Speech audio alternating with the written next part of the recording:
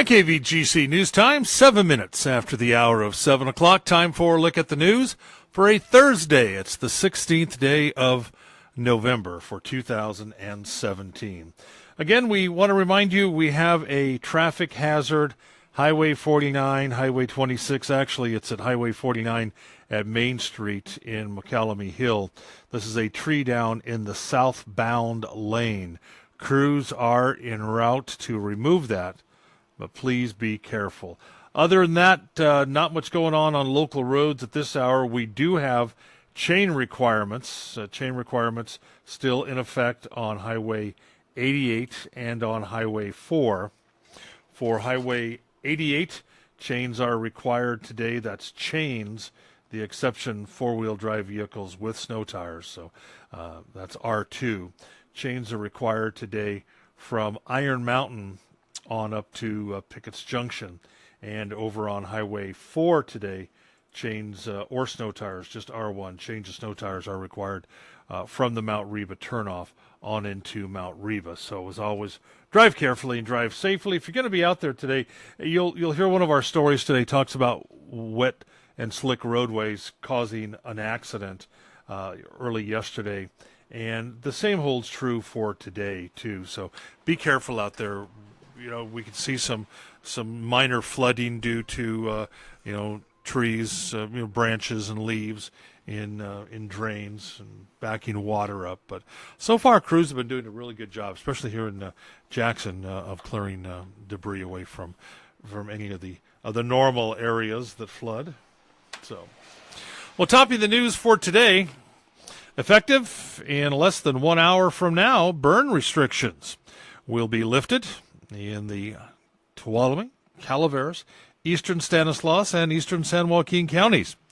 CAL FIRE Tuolumne Calaveras Unit Chief Josh White says that the cooler temperatures, higher humidity, and winter weather have helped to diminish the threat of wildfire. However, he reminds the public that a valid burn permit will be needed until the end of fire season, which will be determined by CAL FIRE.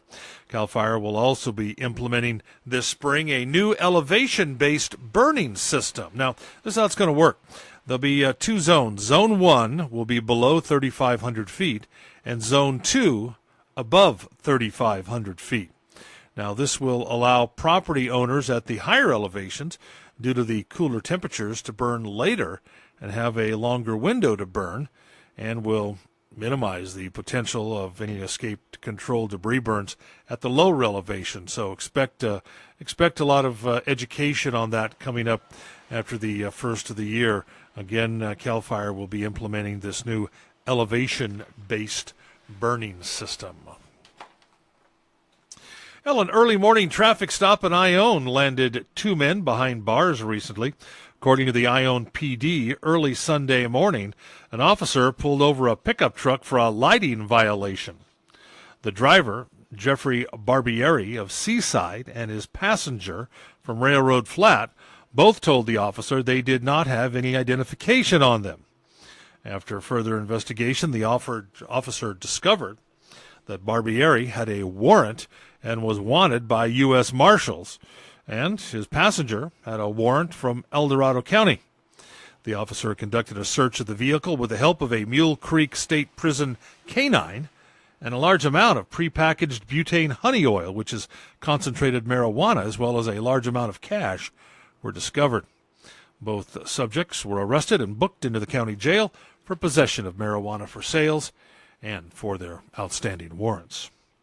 What roadway? That's a tongue teaser this morning there. Wet roadway conditions played a major factor in a solo vehicle accident yesterday on Highway 49. According to the CHP, while heading up the grade out of Drytown, the driver lost traction on the roadway. The vehicle, a Dodge pickup, slid across the road, slamming into the dirt embankment. The driver sustained injuries and was taken to Sutter Amador Hospital for treatment. CHP reminds drivers to use caution when driving on wet roadways and to also keep an eye out for any minor flooding, poor drainage, or leaf-clogged drains that could result in minor flooding on local roadways. And the Amador Board of Supervisors has voted to support changing the name of Squaw Ridge to Hungaleti Ridge. Squaw Ridge runs through Amador and Alpine counties east of Silver Lake. As part of a larger effort to remove the word squaw, which most Native Americans consider an insulting term, the ridge would instead be named for the Washaw people who would travel to the area from the Tahoe Basin in the wintertime.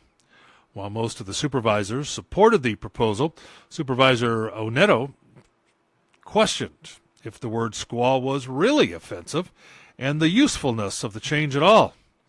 Well, the proposal passed on a 4-0-1 vote, with Oneto abstaining. In other business, the board started the process of updating application fees for the county's building, planning, and environmental health departments. It's been over a decade since the county updated these fees, so once updated, they could double or even triple the cost of applications, particularly new construction. The board also approved a new oral health program grant and the hiring of a new health director position. Also, a resolution declaring Tuesday, November 28th, as Giving Tuesday in Amador County, and a report from Superintendent Amy Slavinsky on the state of the county schools was also heard.